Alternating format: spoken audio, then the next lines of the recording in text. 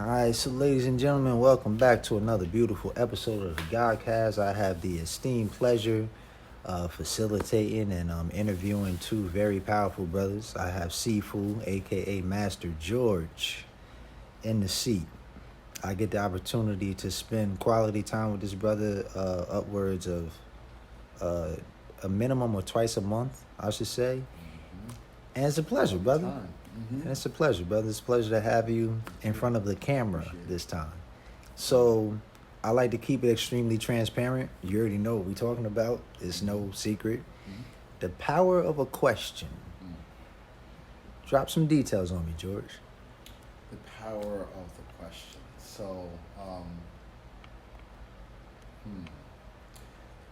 one of the powers that the question has is the ability to unlock something in somebody else's head that they might not know is there, or might have forgotten is there.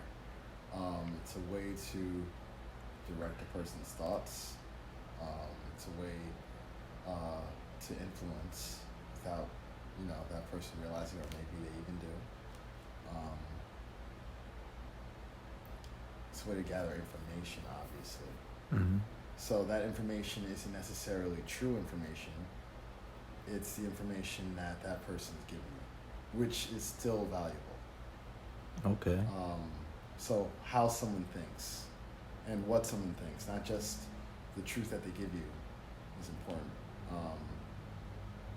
So to put it short for now, I'd say that those are the powers that a question has. All right, so I know you run the Upstate Martial Arts Center, and I'm pretty sure you have students that either have questions or you facilitate questions too. How would you combine those two with what it is that you do? So one of the ways that my Sifu actually showed me as far as how to answer questions that could be difficult from students is try to figure out what they're actually asking you. Like what, because sometimes people don't know what they don't know, so they're just kind of fishing. So, finding the category that you think that could help them and kind of just filling their head with that kind of information is a way to answer their question. It might not be answering exactly what they asked for, but it's kind of giving them what they might need, actually.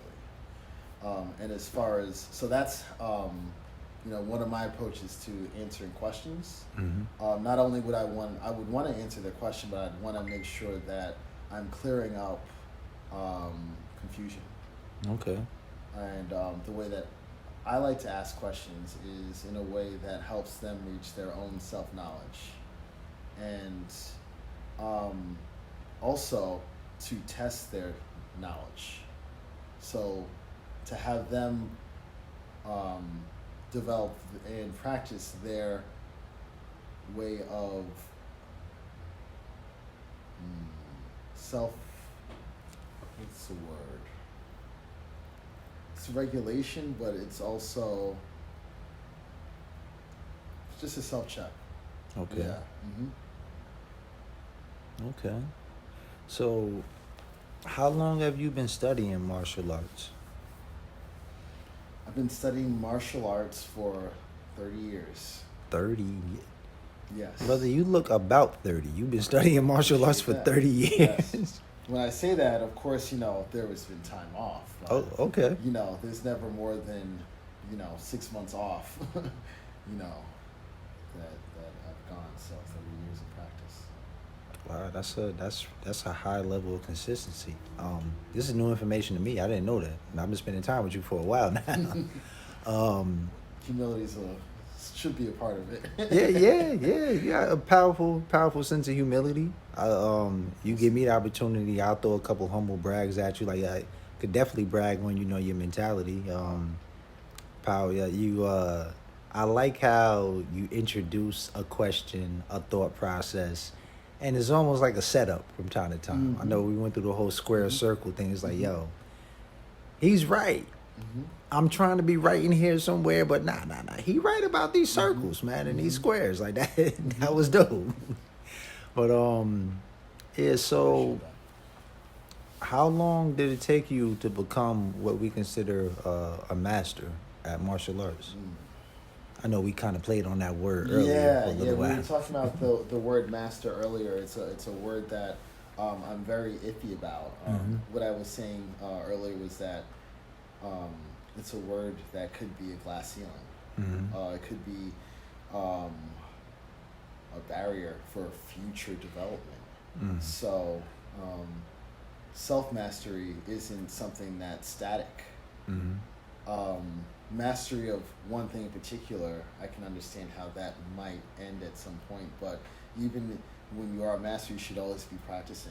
You should always be trying to develop because as there's entropy.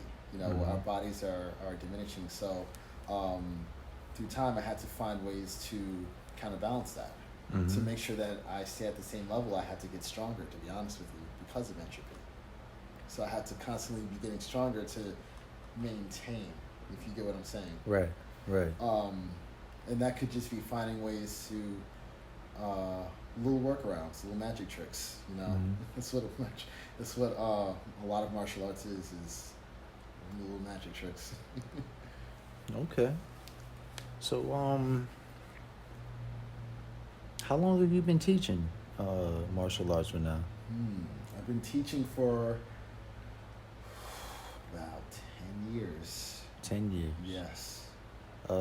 So, what's It's about 8 years, yeah. 8 years? Okay. So, what's the highest level your students have made it to in terms of these degrees in martial arts? Well, before I became a Black Sash Sifu, I started training. I had my own class, and Brother Casio was in that class. So even though he wasn't my student initially, now he's my student. And I was there ever since he started, and now he's level 8. Wow. So yeah, he's high up there. Okay. Definitely Right, progressing. Now that he's not here right now. Yeah, we know he stepped out to grab some food. He was that little noise walking out the door. You guys will see Ocasio again soon. But wow. Yeah, that's amazing. Speaking of which. Okay. So, what's one of your goals with martial arts right now? Like, I guess you could say I'm implying maybe a mission statement.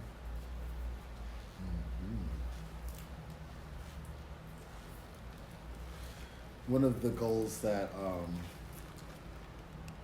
I have right now for myself, please, I appreciate that. Thank you.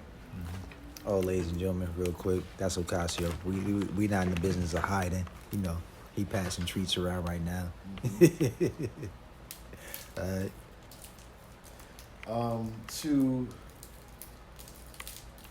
To formalize and to make more consistent the better parts of my teaching. Okay. Because I feel like there are times when I randomly drop gems, and I want to make those more consistent. Okay. It's not like I have bad classes, but I might not have said that best thing that I said last week that might have helped this student this time. So, not like I'd want to have an exact script, but it would be good for me to have mental, index cards. Gotcha. For certain concepts and for certain, could even be certain kinds of students. To help them progress. Okay. So let me ask you something. It's probably the biggest question on any audience member's mind. What's everybody is in life to gain some kind of benefit. How could martial arts benefit a person that has interest, curiosity, or even a person that has no interest in just seeing all the kung fu movies and stuff like that?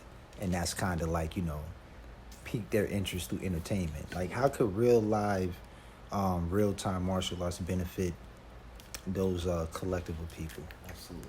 So, there's a peace of mind that comes with martial arts that people have heard of maybe, but that comes from different things. So there's a more of a physical calmness, and that can happen from just being physical. Fitness in general can help regulate people emotionally and spiritually, but especially the kind of practice where there's a certain level of adrenaline that's pumping, where even mentally, even though it's not real stakes, where mentally the stakes are a little bit higher. Right. Because we are, animalistic, and we are still run by our instincts to a degree, and there's certain impulses that we are not necessarily capitalizing on or expressing. And I'm glad that we don't have to kill for our food, or that we don't have to kill to protect our territory. These innate desires are still in us, and if they're not expressed appropriately or positively, then they can be expressed negatively. And that doesn't mean that it can be expressed physically. It could be verbally, Wow. vocally. What? No, I was just gonna say, interesting fact, right? Mm-hmm. So I was watching a video today, and they telling me out in San Francisco, they've passed some kind of bill where they will pay people $500 a month not to shoot people. All right, so let me bring that full circle to what we're talking about right now. You saying that a person can really just calm themselves down through martial arts, get that same adrenaline and animalities out of them just through this discipline. Mm-hmm. That's one of the ways that it can bring clarity and calmness of mind. Okay, clarity and calm versus taking a $500 check not to shoot somebody. Yeah. Because I don't even want to get into the details of how Right. chaotic or how much chaos that is going to create. Speaking of guns, nothing against guns, but when I hear people say, "Oh yeah, but I would just shoot you," what I usually tell them is, "Well, yeah, you can murder me whenever you want to, Mm-hmm. but if you don't have your gun on you when you need to, then you won't be able to defend yourself." Mm-hmm. So you should be able to have that clearness and calmness and clarity of mind, regardless of whether you have a gun on you or not. Mm-hmm. And you should also be able to know how to protect it from somebody else, which would be physically. Right. Because it's even more dangerous if someone grabs your gun. Mm-hmm. So the way to physically protect someone from grabbing your gun would probably be something along the lines of martial arts. Or if you have that confidence in your ability through martial arts, then you're protected without the use or need of a gun anyway. Yeah, got you. Of course, that's where I would go Okay. ultimately. Of course. Another way that it can, create some calmness of mind is, just a reduction of anxiety, just due to knowing that you can protect yourself. Mm-hmm. And then there's also, of course, there's different breathing exercises that different martial arts do that are very valuable, different ways of standing, different ways of walking that are practiced that we're not teaching people how to breathe because we just assume that we all know how to breathe. Okay. Right. You know what? I think we take that valuable asset of breath for granted, either by not utilizing it correctly or just that in itself, just not utilizing it correctly, or understanding just you couldn't live without breath. Yes. Okay. The more constant something is, the more you're going to take it for granted. Right. We do it involuntarily, right? Oh, man.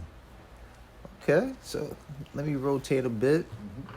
This brother is not a foreigner to the camera. What's up? Oh, talk to the folks, man. What's new? What's going on? What brings you to this illustrious barbershop that we in, having this collective conversation. Man, PV said, yo, I'm having a barbershop talk. I said, where you doing it? That means it's going to be dope. Let's go. Ah man, much appreciated. That's actually exactly what he said. Okay, so I know you in the field of martial arts yourself. That seems to be like the initial topic of discussion right now. How has it benefited you, based off a lot of stuff that George was just talking about? So, if you don't have discipline, you don't have nothing. Hmm. So, what martial arts has taught me is discipline. In what way though? Like if you had to detail that discipline.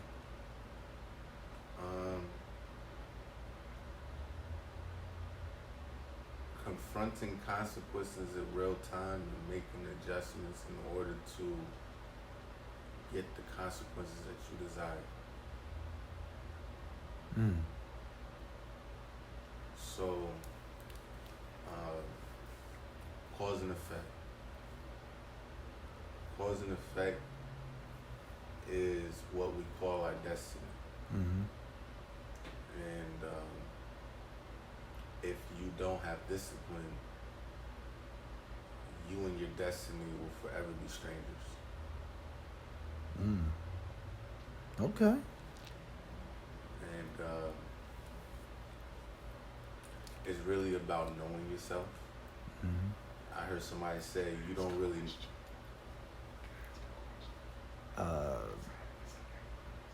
Sure. What's up? I thought your destiny was destined. I didn't realize that it had contingencies.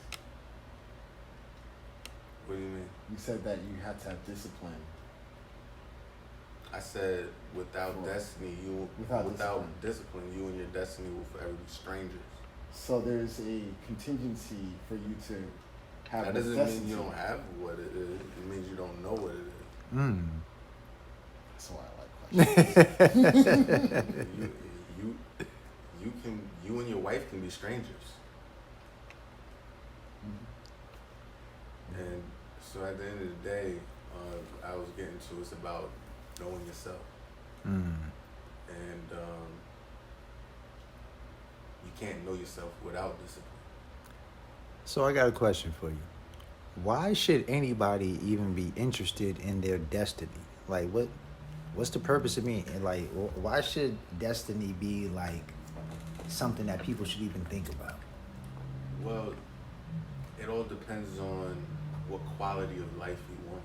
Mm-hmm. Like if you want a quality of life that you wake up to alarm clock, go to work, come home, eat, go to sleep, and repeat. Maybe get some entertainment and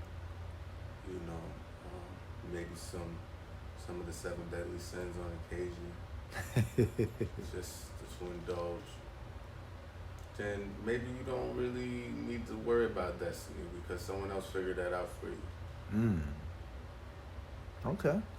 So it really just comes down to what quality of life you're looking for and matching that energy.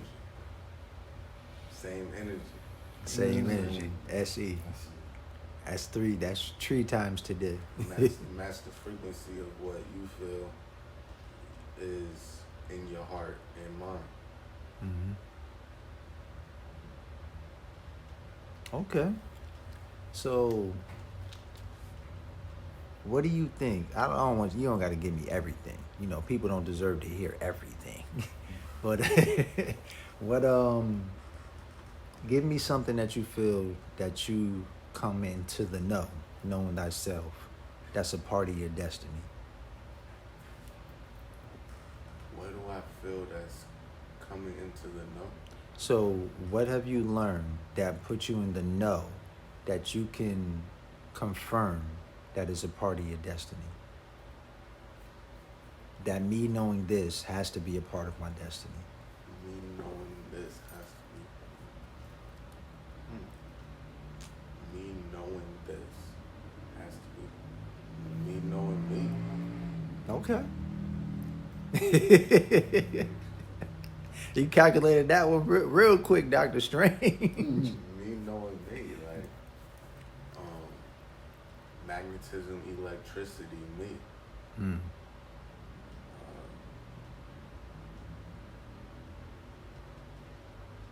At the end of the day, we can't. I was talking to George about this. We can't know something without it reflecting our relationship to ourselves. Mm. Definition in and of itself is a relationship to self. So when we use symbols, Mm-hmm. such as words, the inner meaning is what is the root of it. Mm-hmm. And then we practice that meaning in a culture and it becomes external. Okay. So that sounds like solid manifestation. So in knowing yourself, what are some of the things you can confirm that you've manifested? Or that external extension that I believe you alluded to? That I would say less resistance. Because really we're in resistance to ourselves every day. Oh, yeah? Whether it be what we eat, whether it be how we breathe, Less resistance. think. Okay. how we think, Okay. how we Mm-hmm. communicate, how we feel, Mm-hmm. our posture. Like I'm constantly reminding myself, get your posture right. You know what I'm saying? 'Cause Mm-hmm. like that. Like, how we walk. Uh-huh. How we like when I see certain people when they turn their head, their whole shoulders go up.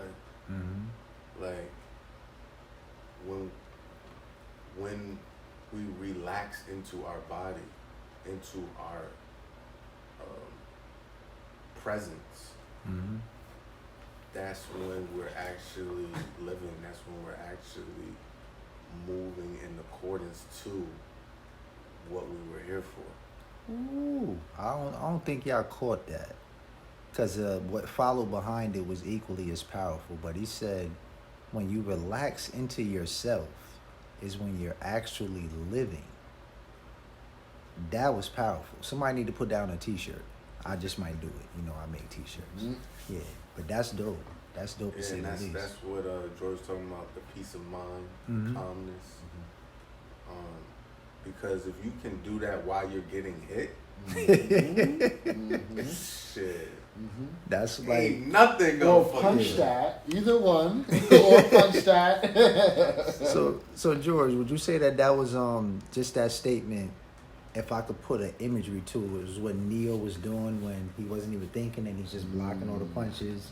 It got to the point where he's doing it with one hand. Mm-hmm. Was he more like relaxing himself at that point in time? I would say so. I would Okay. say so. There might be a couple other concepts in that. I mean, just real quick. Yeah.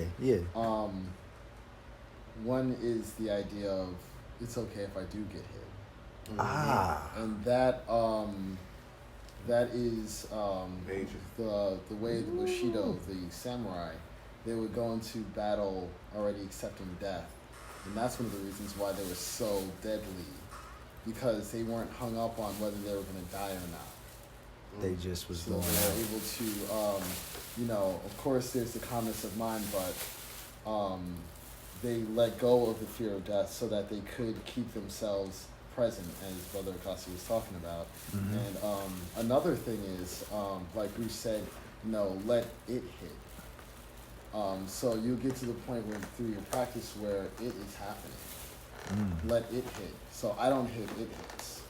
So with Neo in that situation, he got to the point where it's like, it's going to block. Mm-hmm. It's going to block. Like, it's going to get there. It's gonna block. It's going to. So, I'm just throwing some, adding on to the meat, if you will, right now. Wouldn't you say that to reach that level of ability, it still comes with some sense of training. Like you have to train Absolutely.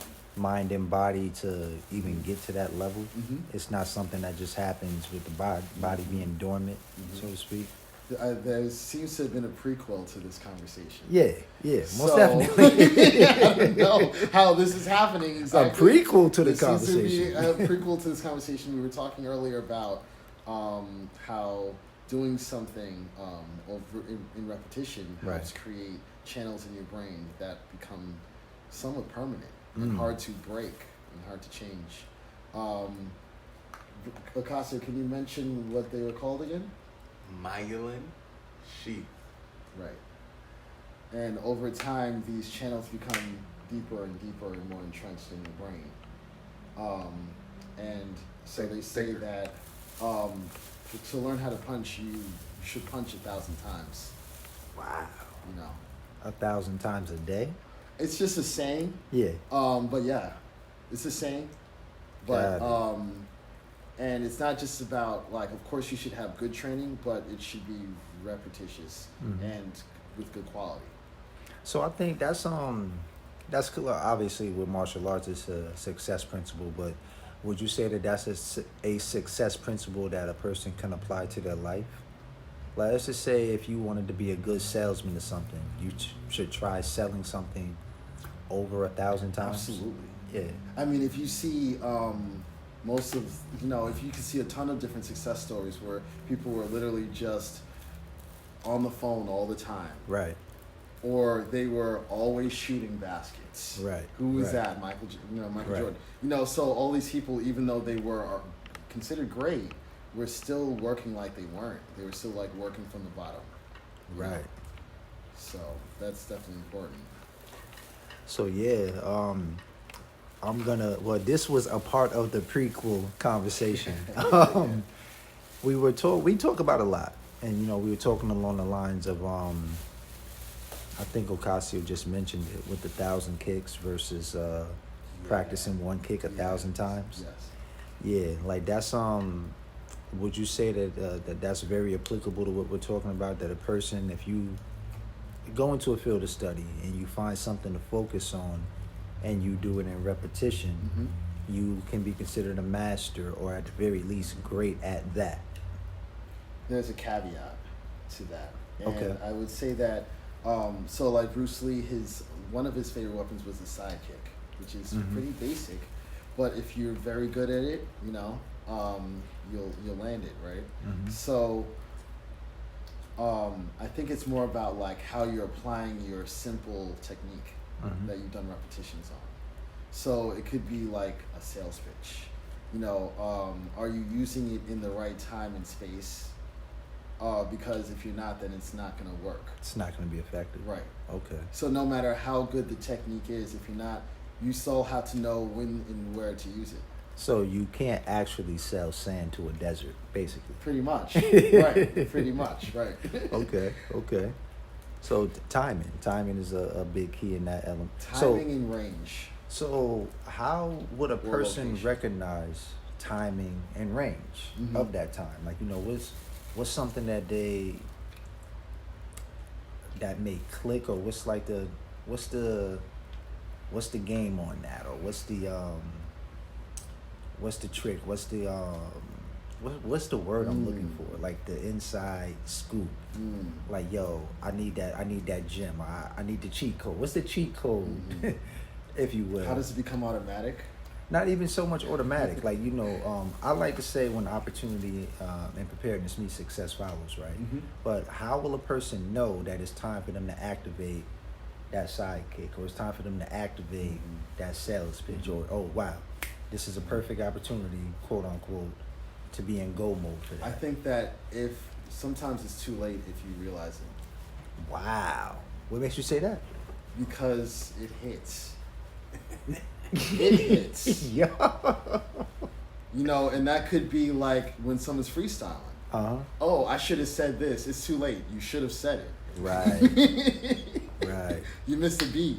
I like think you can't do that with music. You can't do that with things that are rhythmic. Ah, You kind of man. have to just. don't do that, brother. Hello. You kind of just have to. You know, and I see know what why you're you said doing. hello. You See, kind of just have to watch the show This for feed- yourself that you're giving. this feeds into his idea with saying that Drake is the greatest. Oh God. I want to say that I'm thinking on the same parallel as him right now. You said you He are. said hello for a different reason, but then he said it's too late. And what did he say? What was the name of the album? If you're reading this, it's too late or something like that. That was a good album. Yeah. Wow. So once you realize it, it's too late. Sometimes that's what I'm saying. Not all the time, but so we could just use boxing for an example. Like, Mhm. oh yeah, this is the time where I can counter his punch. That whole sentence that happened in my mind, like 5 other punches were thrown between the two of us. Right. Right. So when you're training diligently, it will occur. It will kind of happen. So you'll just be Yeah. on automatic. You'll be Yeah, Neo you will. in that moment. Mhm. But you got to be prepared. The preparation is in doing the repetitions and like we were saying, could be the sales pitch. It's like, oh well, I maybe if I'm a producer, I get to meet Rick Ross. You know that Mhm. these things kind of happen. And if you meet, okay, so you're a producer, you meet Rick You Ross. just got to be ready to just say what you have to say. Say what you have to say, have that beat ready to just give to him. So I guess, ladies and gentlemen, what we're putting together as a package for you is that, to be successful in life, when you're not in those moments, that's your time to prepare, Correct. to Correct. practice. I need to hear this. The 7 P's, proper private practice prevents poor public performance. So in your private time, that time you have to practice in whatever field or endeavor that you're in. I don't care if you're playing video games and the next time it's time for you to play somebody that's equally or greater in video games, you were shooting in the gym. Mhm. You ready. So the opportunity is going to come, and according to what George was saying a few minutes ago, if you realize that it's an opportunity, then it's too late. It passed by you. You respond to it in the moment. Mhm. Sometimes. Mhm. Right. And that's why it's important to always be training in some way with someone who's more skilled or practiced than you.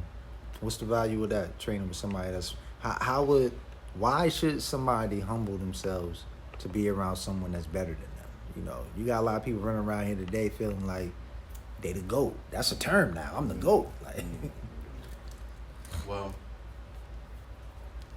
no one's better at being you than you. True. okay. At the same time,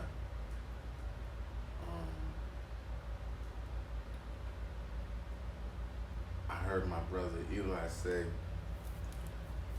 excuse me, tempered. Whew. What was it? Tempered. This is good. Yeah, no, that was real good. I almost want to say tempered Into righteousness. tempered into righteousness. Yeah, we can't even give You remember y'all the acronym? Tired. tired. We can't give y'all. Tempered into righteousness. Yeah, we're not even gonna give y'all the details that occurred in that conversation because what led up to being tempered into righteousness, the collective concept behind that was so. Put it like this: there is great value in getting around a like mind. Great value in getting around a like mind and just conversing, and you start to create from that. We have mentioned the imagination, and that being the greatest nation in the world. Well, your imagination can be magnified and influenced by like minds. I think that's the greatest catalyst, if you will, to getting the imagination moving is being around like minds. So I got my cheat code. I get a chance to be around these two brothers, and And not only that, just going back to the original conversation, okay, the importance of questions. the importance of questions. Mhm. Why are questions important, bro? Because you might not even have a question until somebody else around you say something. Right. Absolutely. You know what I'm saying? So being in an energy field will open up questions if you're paying attention. So, if I could put this in the process for people, right? If you're saying that this is the right energy to be around, it's too late. It passed by you, George. It possibly It's passed by possibly. you. Yes. So, There's another point that I want to make on that, but I want you to ask your question first. the question was pretty simple. When you feel that you're in the presence of like-minded energy, um, that might be a great opportunity to let your imagination run loose. Absolutely. Okay. Absolutely. I think that when you were just talking about being around like-minded people and how imagination can spark, I think that I'll speak for myself and I think for others also. If you feel like people can't speak your language, and that language could just be a set of concepts or ideas. If people don't understand you, then you're not going to speak about it, and then it won't grow. So sometimes you literally need to be around those other people to bounce stuff off of, and sometimes just being in a silo isn't how we should be when we're trying to create. Right.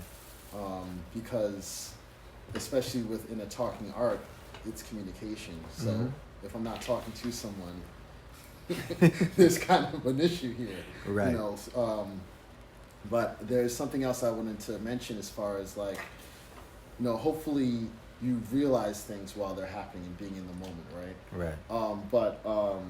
That comes with a certain level of maturity in some cases. Correct. And being in the moment, and something about you said being relaxed in your own body. So a lot of that to me sounds like the flow state, which people can have different ideas of what that flow state could be for them, but it's a state that, like, especially creatives, like sometimes they'll be up at 1 o'clock in the morning, just they can't stop writing. Yeah. They didn't know where it came from. Yeah, that's. They had no idea where it came from, and I'm it's one of those going guys. on. It's happening. So it's that's comparable to, someone who's dancing, just doing their thing, or someone who's freestyling, or someone who's, sparring with a friend of theirs. So in all those different states, like when you're not so focused on one thing and you have awareness all around you, that can create a flow state. And then time, in the way your mind understands time, it slows down. Right. When you're in that state. So Absolutely. if you think about the opposite, it's like a deer in headlights, or like, when you have blinders on, as compared to just being aware, literally, physically. And that puts you into a flow state. Absolutely. Even when just to add on something within that flow state, when you hit that glow, I like to call it, from The Last Dragon. Exactly. It's one of my favorite movies. You I'll even invite improvision. In the moment, you find exactly what you need, just being aware of your surroundings, and that helps you solve a problem or elevate to the next level. Yeah, that awareness is a powerful concept. So I hope you, ladies and gentlemen, I hope y'all soaked up all these jewels that they just dropped on you. You might need to rewind this 7 times to really get the gist of it. But anything else you brothers wanted to add? I don't think I have anything at the moment. I do want to add something.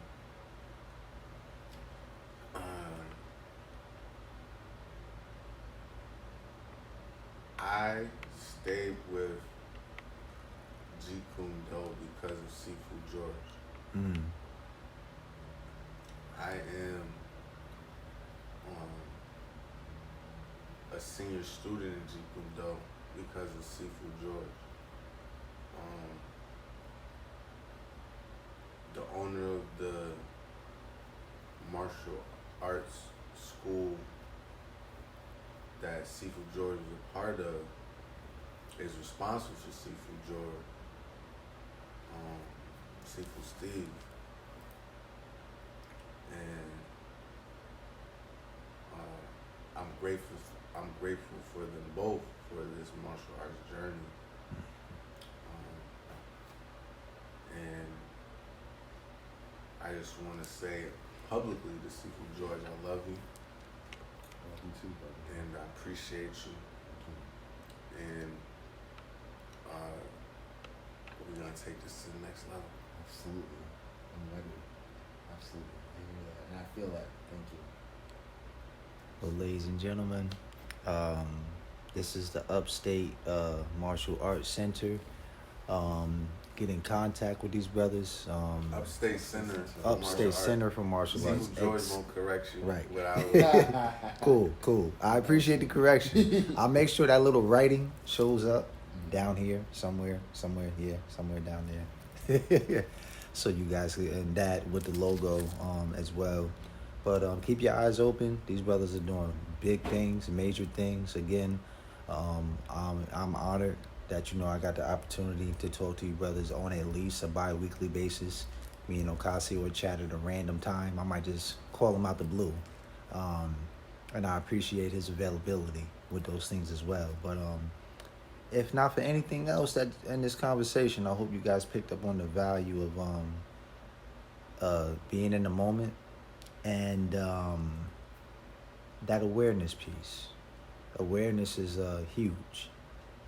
Like, just being aware of a moment at the right time can literally change your life.